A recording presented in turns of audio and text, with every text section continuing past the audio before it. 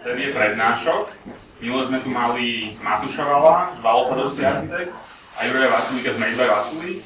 Dnes tu máme pána profesora Žltého a uvidíme, čo nám povie. Počúvajte.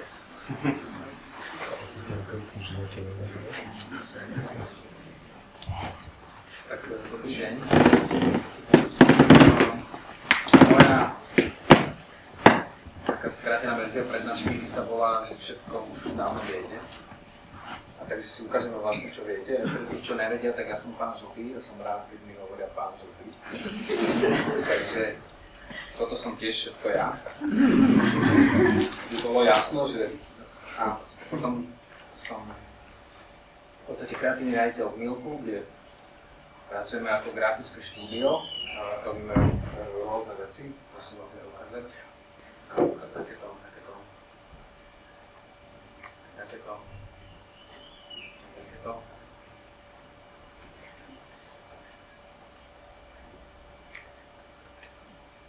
Tak.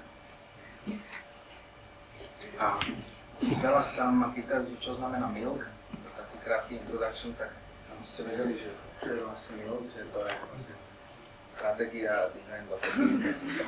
Keď ste chceli niekomu povedať, čo to je, tak máme takú oficiálnu novú vetu, že Milk is Design and Content Directors. Že to je tá vec, kde sa snažíme prepájať ten design aj s tým, čo ten design hovorí. To je veľmi dôležité, nie len ako to vyzerá, ale čo to hovorí. Takže to, čo na začiatok chcem povedať, že budem hovoriť o tých prezentáciách v rôznych formách. A ide o to, že pred každou takouto prezentáciou, či už je to portfólio alebo prezentovanie u klienta alebo kdekoľvek na škole, tak si položím ja vždy dve otázky. A to, že pre koho to je, to znamená, že kto je moje publikum. Podľa toho potom samozrejme uvažujem, to znamená, že pokiaľ je moje publikum hentá pani, tak tú moju prezentáciu našijem na tú pani a tí ostatní ma nezaujímajú. To znamená, že nerobím pre všetkých, ani sa netvárim robiť pre všetkých, ani to nie je dobré v konečnom výsledku, lebo nakoniec vznikne priemerný produkt a priemerný je neviditeľný. A druhú otázku, ktorú si pokladám, že aký je účel toho. Aha, Oliver sa dostal. Takže druhá vec je, že aký je účel. Čo vlastne tým chcem dosiahnuť, čo chcem povedať, či tú vec chcem predať, alebo si budujem nejakým spôsobom image, alebo chcem dosiahnuť niečo iné. Toto je web, ktorý asi všetci poznáte. A keď mi ho niekto ešte raz ukáže z architektu, tak ho možno aj pichnem, pretože každý architekt, ktorý došiel k nám, v podstate, že chcel nejakú prezentáciu, alebo chcel niečo, tak uviedol ako referenciu tento web. A ja tento web považujem za úplne mega nefunkčný. Proste to je niečo, čo vyzerá jak v 90. rokov, keby robili technoparty.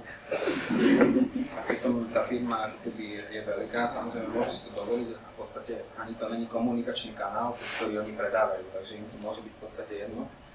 Ale aj tak asi odtiaľ to pramení, že všetci architekti chcú proste slideshow a nie sprint. Takže potom, čo sa týka toho účelu, tak toto som napríklad našiel na jednom design manuále, ktorý sme dostali pre identitu, čo sme robili. A že to je 5 zásad použitia loga a na konci je napísané, že kreativita je na prvom mieste. No. Takže to by som teda netvrdil a to samozrejme aj zodpoveda tej kvalite toho loga a toho samotného design manuálu, tak ten účel samozrejme není o tej kreativite. Takže tam je veľmi dôležité, že keď už vieme, aký je účel, tak potom na základe toho si vlastne vyberáme platformu, ktorú budeme prezentovať. To znamená, že tá prezentácia môže mať rôzne formy, či už to bude webová prezentácia, alebo to bude nejaká tlačená, alebo digitálna, v konečnom si PDF, aplikácia alebo video, tak to by sme mali potom vybrať na základe toho, čo tým chceme dosiahnuť. To znamená, že o tej forme by sme mali uvažovať v podstate až na záver. To, čo som v podstate si pripravil, je to, čo viete. A sú to v podstate praktické rady, ktoré si ukážeme nejakými jednoduchými príkladmi. Že keď sa povie prezentácia v ponímaní klienta, tak si predstaví nejakú takúto vec. Na každom slide má svoje logo, ešte by tam chcel aj meno toho prezentéra, potom samozrejme nadpis a čo najviac tých main pointov, neviem koľko ich chce tam dostať, ale v konečnosti by stačil asi jeden. A potom samozrejme ešte web, nejaký ten dekor, nejaké pointy a tak. A to je v podstate to, čo vlastne zabije ten obsah, ktorý chce povedať. Takže veľmi dôležité je v podstate sa sústrediť na to veľmi jednoducho. A to je, vidíme, že to logo a že v podstate začíname logom, končíme logom a celý čas nás prevádza to logo, tak to, čo ja chcem povedať, je v podstate logo. Znamená, že my nepotrebujeme logo, ani nechceme hovoriť o tom, lebo samotné logo nikomu nič nepovie. Máme nejaké logo, ktoré hovorí, ja neviem, máme Milk, keď zoberiem naše logo, tak čo to je? Nič to nepovie. Keď tomu nedáme nejaký prívlastok, nepripojíme to alebo nezapojíme to do nejakého kontextu, tak to nič nehovorí. A to je ten problém, ktorý môžeme vidieť všade, kde a všade, že to logo sa zväčšuje bez toho, aby sa uvažovalo nad tým, a v akom kontexte je to logo použité. Takže to, čo ja hovorím, že prečo na logo, okrem toho, je to aj taká obľúbená veta Erika Spiekermana, ktorý hovorí, že to je nemecký grafický dizajner, hovorí o tom, že nepotrebujete logo, potrebujete písmo. A tuto ja ukážem v podstate taký ten princíp, na ktorom som chcel demonštrovať, že to logo v podstate nie je podstatné, že dôležité je, v akom kontexte je použité. Napríklad tá farebnosť, to písmo a ten rám sú tak výrazné, že tie si zapamätáme a nech tam dáme akýkoľvek content dovnútra, tak my si budeme pamätať to, ale to logo v podstate je iba nejaká príslušnosť, ktorá nám pomáha identifikovať tú vec. Takže je v podstate nepodstatná.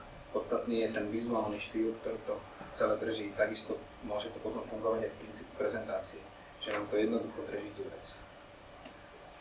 Potom, toto je v podstate ukážka toho samotného loga, že ešte aj k tomu sa dá pristúpiť modulárne. Že máme nejaký skelet, ktorý vyzerá rovnako a v podstate s tým vnútrom pracujeme akokoľvek, a tá identifikácia je potom veľmi jednoduchá. Tuto je obdobný princíp toho istého, že ako jednoduchý rámik nám spojí rôzny content. To znamená, že pokiaľ my máme rôzne práce, portfóliu a chceme to nejakým spôsobom uceliť, tak nám aj takáto jednoduchá grafická vec pomôže to celé ukotviť a udržať v tom, že to bude vyzerať jednotne a že človek bude mať plynulý pocit od začiatku do konca.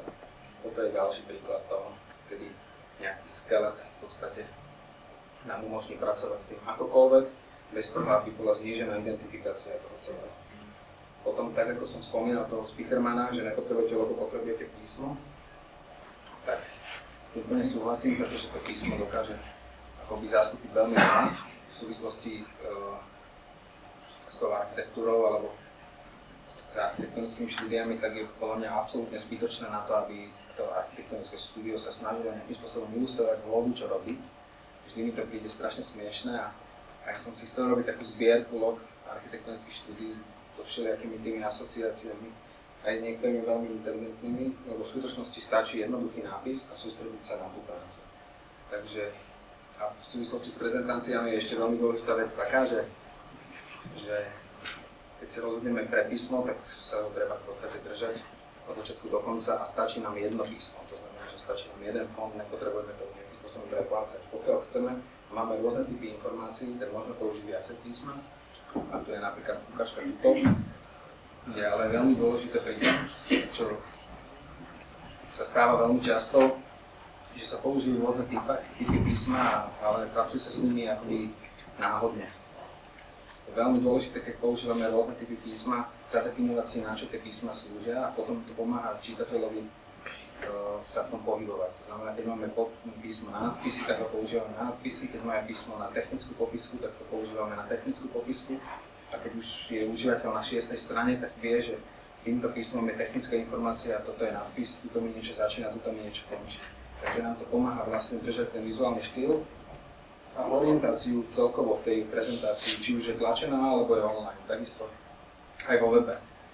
Keď používame niečo na navigáciu, tak tým fontom, ktorým robíme navigáciu, by sme nemali robiť texty v tele stránky, pretože miešame dve veci dokopy, čo v podstate komplikujeme užívateľovi na prvú orientáciu. To, čo je dôležité pri písme, je, že by ste sa mali všetci vyhnúť systémovému písmu. Už len kvôli tomu, že niektoré tie systémové písma sú síce dobré, ale ide o to, že to písmo tvorí charakter vizuálny toho celého. To znamená, že aké zvolíme písmo, tak môžeme ním evokovať emóciu. Či už nejakú radikálnu alebo nejakú uvoľnenú. Takže to je veľmi dôležité a tie písma, ktoré sú v podstate systémové, sú, tak ako som spomínal, priemerné, to znamená, že tá emócia je veľmi akože lajdavá. Takže tu je iba pár typov na sekundu. Tu tuto je pár typov, kde sa oplatí zájsť pre písmo. Samozrejme to písmo si treba kúpiť. Ja si myslím, že to je vec, za ktorú sa oplatí platiť. Samozrejme sú aj veci, kde sa dá k tomu dostať ako inak, ale toto sú napríklad písmovajny, ktoré stoja za to a ktoré napríklad my používame a veľmi radi sa tým aj chválime. V podstate tam napríklad tá štvrtá Word je písmovina Ondreja Joba, čo je v podstate Slovák a takisto ten dizajn je takisto Slovák. Má veľmi pekné písmo, ktoré ako rádi používame. Potom veľmi dôležitá vec je ako keby farebný systém alebo používanie farieb v rámci prezentácie. A to, čo je ako keby dôležité na tej prezentácii, podľa mňa, tak aby sme nezabudli na to, aký je účel tej prezentácie, tak tá farba by nám mala v podstate pomáhať. To znamená, že tá farba by mala byť v roli akcentu a zdôrazňovať veci, ktoré chceme povedať.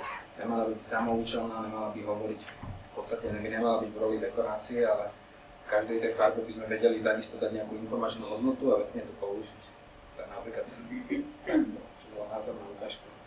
To je veľmi jednoduchá vec a to je nová mierka, a že stačí jedna fotka. To znamená, že pokiaľ máme jednu stránku, tak to proste netreba, pokiaľ je dobrá fotka, ktorá hovorí všetko, tak stačí v podstate jedna, netreba to tlačiť, napríklad táto fotka. Tá hovorí úplne, že nepotrebujeme vidieť z iného uhla, ani nič, proste všetko zachytila, jak sa patrí. Takže pokiaľ potrebujeme povedať, máme viacej fotiek a v podstate tá jedna nám nestačí, tak je dôležité, na čo by sme sa mali sústrediť, je proste príbeh. To znamená, že pokiaľ chceme mať viacej fotografií na jednej stránke, na jednom slide, nech je to čokoľvek, tak povedzme nejaký príbeh k tomu. To znamená, že napríklad takto. Dostávame do tej fáze, že nehovoríme o tom príbehu, ale už sme v roli nejakého moodboardu. To znamená, že vtedy ten čitateľ alebo užívateľ alebo kto to je, už nerozoznáva jednotlivé tie veci a fokusuje sa rôzne a my nevieme na čo. To znamená, že už mu iba dávame nejakým spôsobom nejakú nástenku, nejakú tému a nejakú emóciu. Takže dá sa použiť aj toto, ale očakávať od toho, že nám to nejakým spôsobom pomôže, by som ja nečakal, skôr nastoliť ako keby nejakú emotívnu vec alebo predohru pred tým našim jedným slavným slajdom.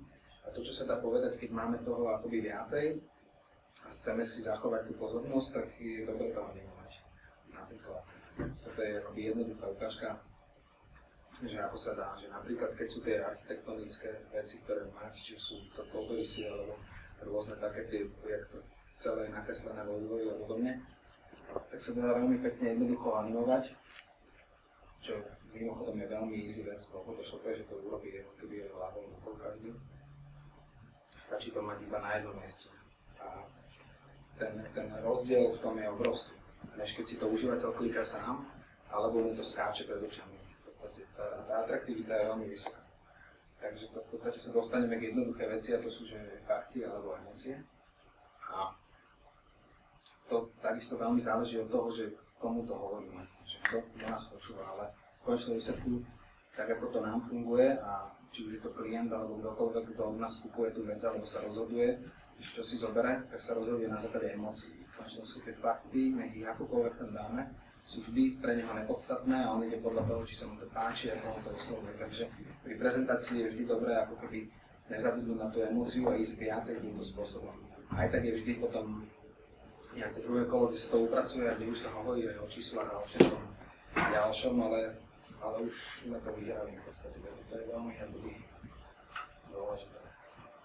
A na to mám tu obrázok od pána Válosa Adebského. A toto je ako keby vec, ktorá demonstruje tie fakty, že v podstate, ja keď sa na to kúkam, tak mne je celkom jedno, že tam je ten železobetónový nejaký pás pod tým, ako naozaj v súvislosti s tým, ako tej mojej pozície toho čitateľa, ktorý k tomu prichádza. Mňa mnoho viacej zaujíma to, ako to nejakým spôsobom funguje v tej emócii. To znamená, že tie dva obrázky sú neporovnateľné. Ten jeden je dobrý pre toho architekta alebo pre inžiniera, ktorý nejakým spôsobom uvažuje na tým, že OK, že ako to bude fungovať. A není potrebný podľa mňa na tú prezentáciu prvotnú, skôr je to o tomto a mať backupy pripravené, aby sa na to pozeralo. Niekedy mám pocit, že keď sa pozriem na toto, že A veľakrát, keď som si browsoval aj architektonické stránky a tak ďalej, že akoby toto bolo všetko. No a to pre čitateľa, alebo pre užívateľa, alebo pre mňa je akoby nič. Mne to napríklad hovorí veľmi málo, vôbec ma to neoslovuje a v podstate pokiaľ nájdem ja projekt, kde sú len takéto veci, tak ide to ďalej. V podstate ma to nezaujíma, lebo v podstate hľadám niečo, čo je pre mňa konkrétne, bez ohľadu na to, či to viem čítať, alebo to neviem čítať. Takže pokiaľ je web alebo prezentácia určená architektom, OK, pokiaľ je určená aj pre verejnosť, alebo má mať nejaký saleový potenciál, tak v podstate tohto by tam malo byť strašne málo. Potom veľmi dôležitá vec, ktorá nám pomáha robiť veci, respektíve ktorá nám pomáha predať vec, je to, ako tá vec volá, bez ohľadu na to, či to meno v konečnom sledku bude použité. To znamená, že väčšina tých vecí, ktoré my prezentujeme klientovi, tak tá prezentácia má meno, alebo väčšina tých vecí, ktoré robíme, má meno. A v konečnom sledku to meno nehrá rolu, lebo nikde není vydať sa kniha, koniec, alebo sa urobí nejaké webká aplikácie a podobne. A to meno nehrá rolu, ale v tom predávaní to hrá veľmi podstatnú rolu, takisto aj popis toho. A v konečnom sledku je popis samotného projektu, pretože tak ako sme sa pozerali na ten Odorus pred chvíľou, tak to je vec, ktorú som ja našiel normálne na webe, bez toho, aby bola nejakým spôsobom popísaná alebo niečo. Vlastne to tak cápnuté a to vlastne nič nepovie.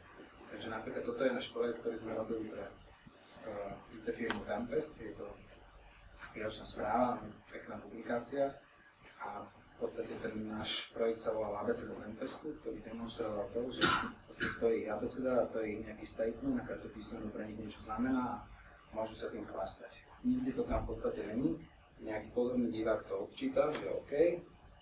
Nejaký nie, pre niekoho to bude vyslovené len v roli ilustrácie, ale na základe toho to napríklad klient vypil.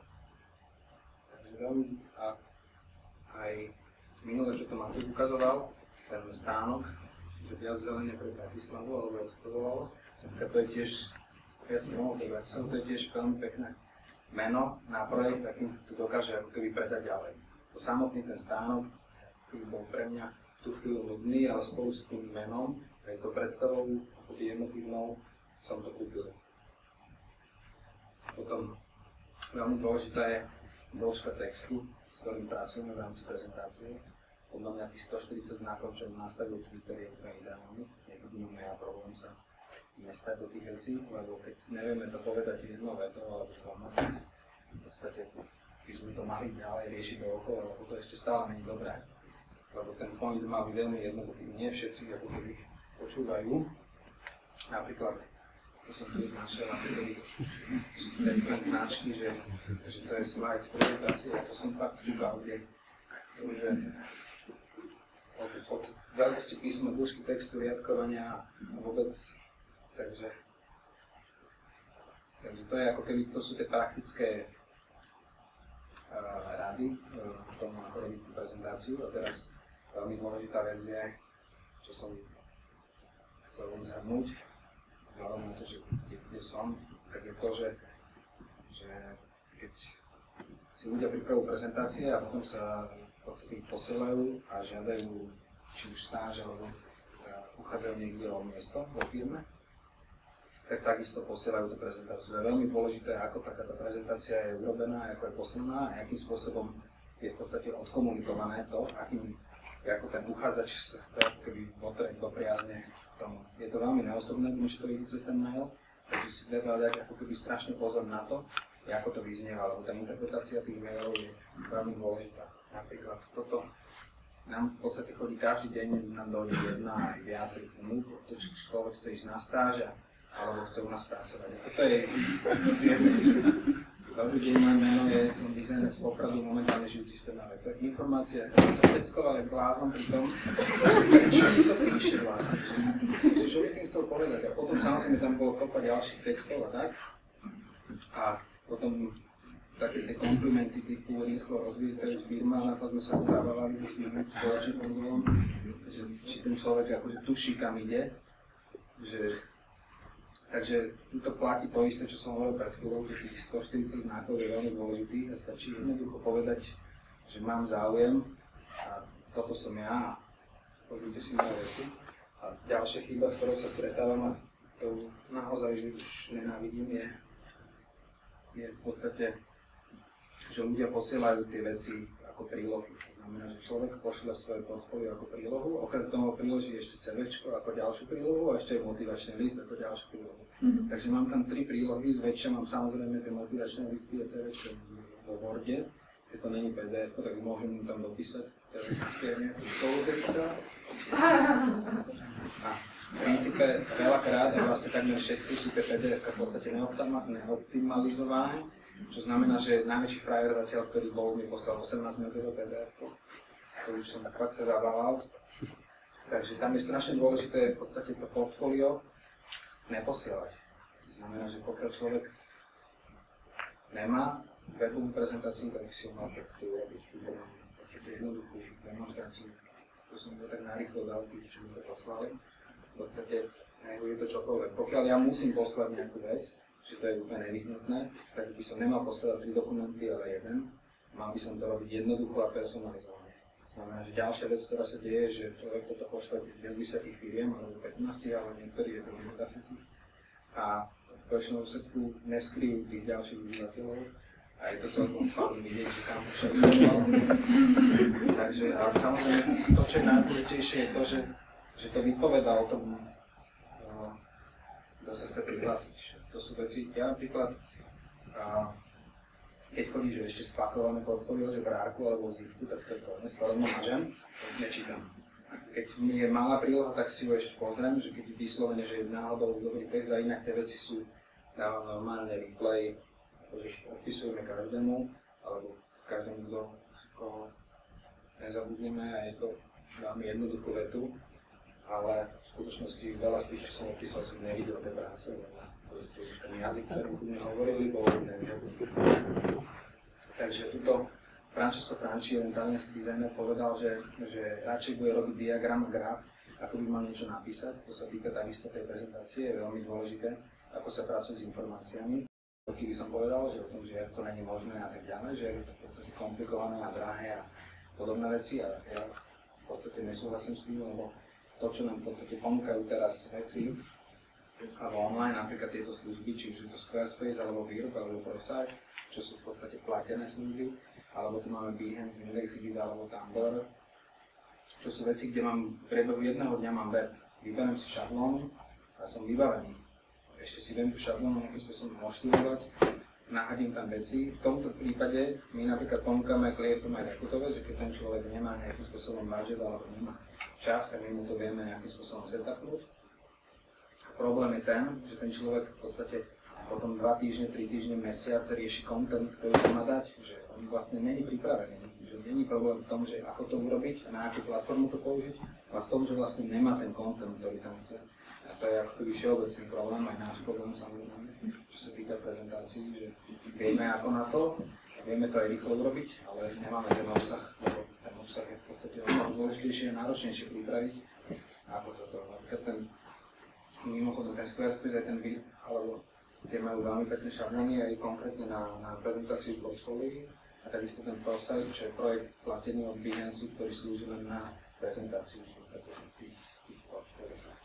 A výhoda toho Tumblra napríklad, ktorý využívame aj my, máme vlastný prezentačný systém, kde prezentujeme na našej doméne veci.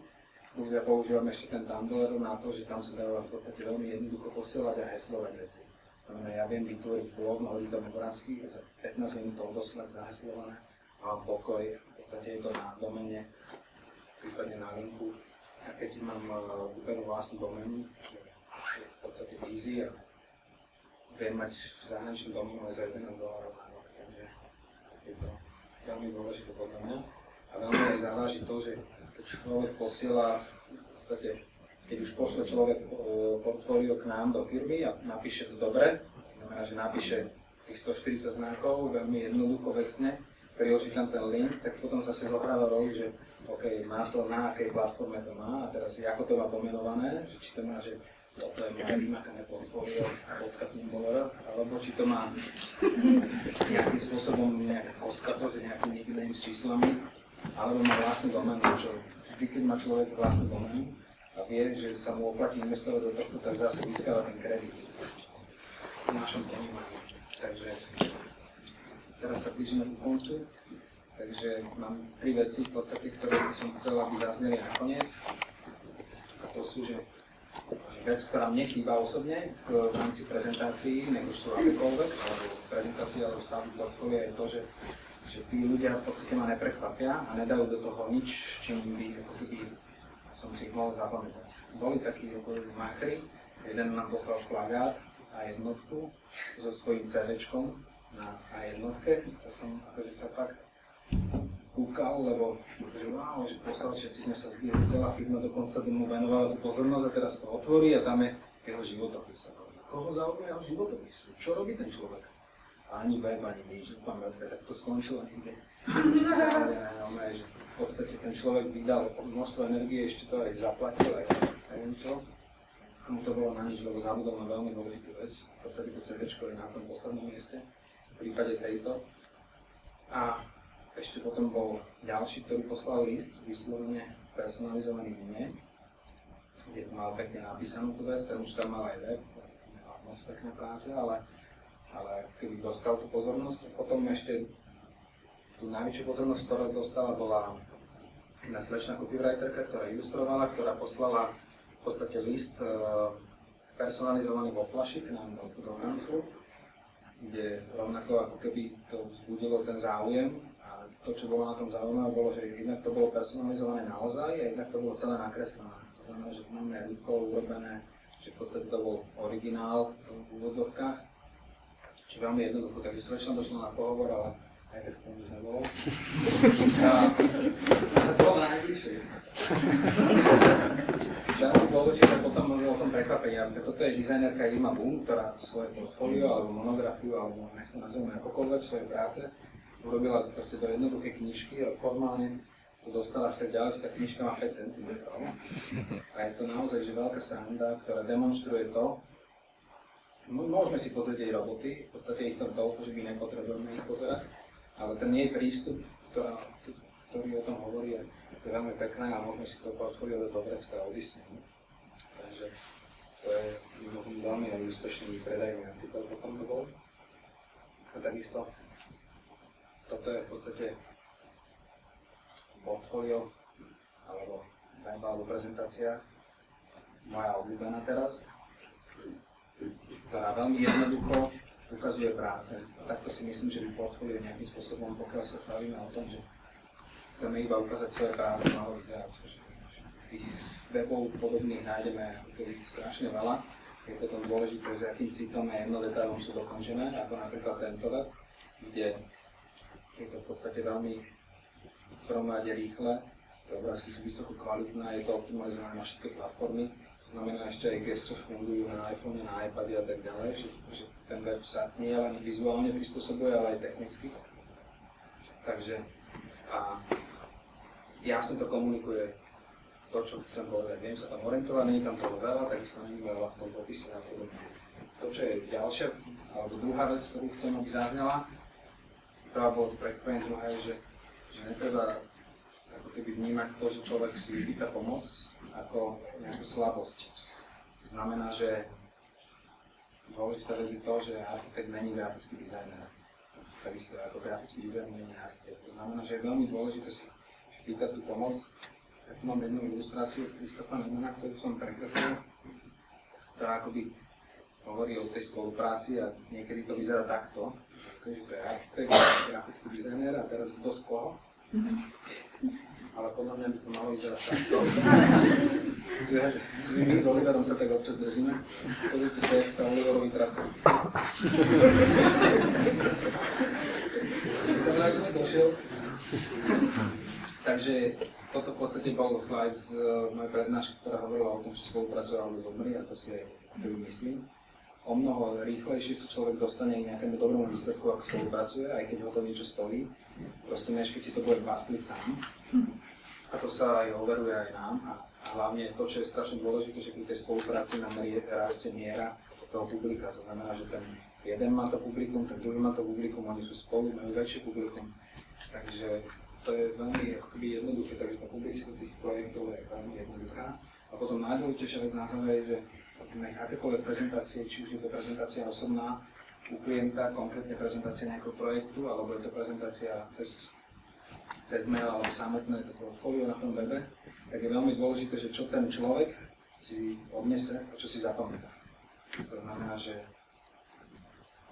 toto je otázka, ktorá by mala, tak jak boli tie prvé dve, že pre koho to robím a aký je môj účel, tak posledná otázka po dokončení by mala byť, že OK, že čo si z toho ten cudzí človek alebo ktokoľvek to je zapamätá. Teraz vy si zapamätáte, že mám bodkovanú košelu, alebo niečo iné, alebo napríklad si môžete zapamätať toto. Ja to na televízii človek, teda? To je ako vec.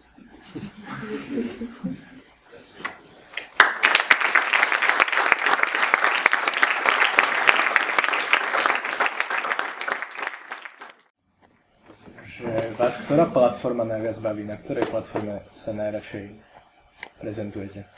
Ako keby z tých, čo som ukazoval, alebo... Tak celkovo. No, nás baví najviac papier a tá fyzická prezentácia. To znamená, že čokoľvek, čo my robíme a prezentujeme, tak prezentujeme, keď je to možné v mierke 1:1, ako to má byť, čo najbližšie k tomu, ako to má byť, vzhľadom na to, či to ten rozpočet dovolí alebo nedovolí. Ale ten fyzický dotyk tej akékoľvek veci, aj či už pri skicovaní alebo pri čomkoľvek je veľmi, veľmi dôležitý a veľmi aj funguje v tom vzťahu, keď sedíme za stolom a ten človek má niečo v ruke, než keď sa kúka takto na screen ako vy, alebo sa pozerá na nejaký desktop. Ešte iPad dokáže nám ako keby zahrať a začal som to kombinovať, že prezentujem papierové veci, ktoré si v konečnosti klient nechá, čo je veľmi dôležité. Tá vec zostáva s ním a môže to ukázať manželke a podobne, čo je v podstate dobré. A ona má bez výkladu našeho rovnaký zážitok s tým, kdežto on vidí nejakú vec vytlačenú a on to potom ukazuje doma večer, tak ona má v podstate iný zážitok a verte či neverte, ale každý z nich to ukazuje svoje manželke alebo partnerke alebo niekoho. Takže som to začal kombinovať, že je tam taký ten shiny feeling toho iPadu, kde nám to svieti do tváre spolu s tým papierom. Takže toto.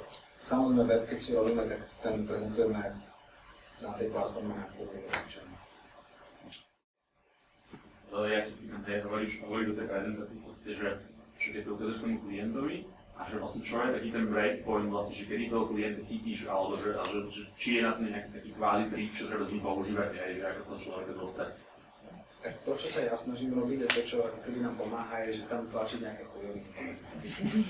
Keď sme videli nejaké srandy a tak v podstate ako keby si toho klienta ako keby za každým nejakým spôsobom uvoľňovať. Nenehať to v tej roli, lebo strašne dôležité je to, že keď ten človek sa pustí s nami do nejakej práce, tak bude s nami tráviť čas.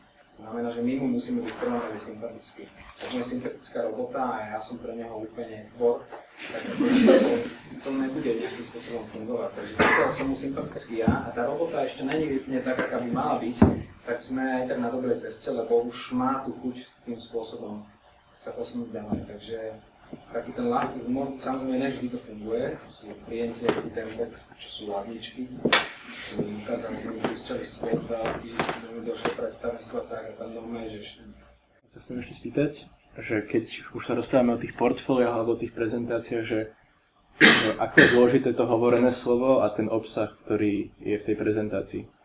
Že koľko by som o tom mal rozprávať, a koľko by malo byť vysvetlené napríklad v tých obrázkoch, keď hovoríte, že on to ukáže potom manželke napríklad doma, tak ona z toho nemá ten pokec, čo vy možno, že vie modujete. On mi to možno vie predať takýmto spôsobom, ale tak ten sprievodný text k tomu je veľmi dôležitý. Ale netreba to prehnať. Záleží od toho, že kto sedí pred vami, lebo môže tam sedieť nejaký egomaniak, čo väčšina takých tých riadiacich pracovníkov je. Že v podstate on seba rád počúva a veľa rozpráva o tom, čo potrebuje a nepočúva, alebo v podstate tak na nich treba ísť veľmi jednoducho vystižne, že si rovno na ten point, čo chceš povedať a ukázať. A potom sú ľudia, ktorí nejakým spôsobom na tým uvažujú veľmi dôsledne a potrebujú vedieť ten background, tak tam je dobre zase o tom hovoriť a ukázať aj ten proces, ako to vznikalo. Pretože to napríklad tiež vie veľmi pomôcť, ale iba u istého špecifika tých ľudí, že sa hovorí o tom procese, že jak sme vlastne došli k tomu, že tá vec je dobrá tá. Mňa by zaujímalo, že čo sú také určite že odstrašujúce veci v tom osobnom sedení ako ten, ktorý niečo ponúka a potom je klient. Čo by som pri tom osobnom kontakte určite ešte nemal hodnoť? V prvom rade netreba, keď to poviem veľmi hrubo, jesť klientovi do ruky, takže sa mu netreba akoby líškať v tom celom a to, čo najviac pomáha, je počúvať. Znamená, aby ten klient mal pocit, že vy počujete a rozumiete, čo on hovorí a čo on chce. Pokiaľ to tam není, tak aj tie výsledky budú všelijaké a vlastne nebudú stále také, aké on chce. Takže tam je veľmi dôležité vyčítať. Tá najkomplikovanejšia vec je asi to, že ten klient to v konečnom dôsledku nikdy nedokáže pomenovať. Že viete, ja by som to chcel mať takéto a takéto. Ne, to nevie. On ti bude rozprávať o pocitoch, o tom, čo kedy videl a ukáže ti a ty musíš byť ten, ktorý to ako keby z toho vyskladá a vie. Takže to počúvanie je strašne dôležité. A taká ako keby aj taká jednoduchá úctivosť. Ale to je, myslím, že je vec charakteru, že človek je úctivý a pozorný voči tomu druhému. A ja sa chcem spýtať, čo sa týka portfólia, v tej fyzickej forme, že aký formát je vhodný, prípadne aký to vôbec nemôžem používať. No najvhodnejší formát je ten praktický, to znamená, že niečo, čo sa dokáže zvaliť do tašky, a čo keď zostane u klienta, tak tiež mu to nebude zavádzať na stole. Takže ja som fanúšikom takých tých základných rozmerov, že sme naučení A4 a to je také tie veľké a trojkové, to je dobré na efekt. Ale v skutočnosti tá praktickosť je strašne mizerná, že sa to listuje, keď človek to potrebuje pozerať na musí mať veľa priestoru, takže tam je iba také malé wow na začiatku a to je úplne zabité potom to usability toho webu. Takže v podstate veľmi jednoducho základný formát. A ten pomer strán sú viac 4 k 3 a 16 k 9, než vyhnúť sa takým tým špecifickým formátom, takže už veľce také, kde je cítiť akoby snahu, že nech to vyzerá trošku inak, ale to je iba, vlastne to je celé. Že nech to vyzerá trochu inak, ale ďalší význam to nemá. Komponovať potom veci do štvrtá je na prácu. Niekto sa hovoril, že to je také dvojdomezičná homča. Niekto sa hovoril, že je dobre, keď to portfólio je nejaké trošku iné, keď si vložíš 4 čtvrtky dokopy a to jednoducho stále stačí a teraz nevieš si ho tam upratať vlastne a stále ti vypadáva a že vlastne, že... No toto je skôr o tom, že ako urobiť to portfólio iné, aby tam nebol tento problém, že niečo z toho vypadne, alebo mi to zavádza, tlačím na to do ruky, alebo neviem čo. Lebo dá sa to portfólio urobiť iné a ten dôraz by mal byť skôr na ten obsah. Že ako urobiť ten obsah inak, aby to portfólio bolo iné. Lebo tá forma toho portfólia, to všetko je len formát, to človeka nezaujíma, to je len formát. Ono to robí ten dojem, ale keď budú obrázky na hovno v tom, tak nepomôže ani keď to bude, neviem. Takže, a to napríklad, ako si zamestnávateľ, alebo ja, alebo ako si pozerám ja portfólio ľudí, ktorí to pošlú, a tak to je celé to tiež sa nám dá, lebo v podstate takto scrollujú. Znamená, že pokiaľ tam není niečo, že by som zastal, tak to je koniec, že tomu pozornosť ako vy nepotrebuješ dať, ty potrebuješ tam nájsť nejaký point, s ktorým sa spojíš, kde uvidíš nejakú perspektívu, že to je tento človek. To je napríklad veľmi dôležité mať v portfóliu aj voľné veci. Znamená, že nedávať, to portfólio by malo ísť to, čo ten človek chce robiť a čím by sa chcel živiť, alebo čo ho baví robiť. To znamená, že nemal by do portfólia dávať človek veci, ktoré nechce robiť, že nenávidí kresliť a vytvážať 20 strán kreslenia. To by akože nemalo tak byť, iba kvôli tomu, že mám teda tých 20 strán. Takže by to skôr malo byť sústredené na to, že človek chce robiť. Môžem? Keby si sa dneska hlásil do milu, tak ako by si to urobil?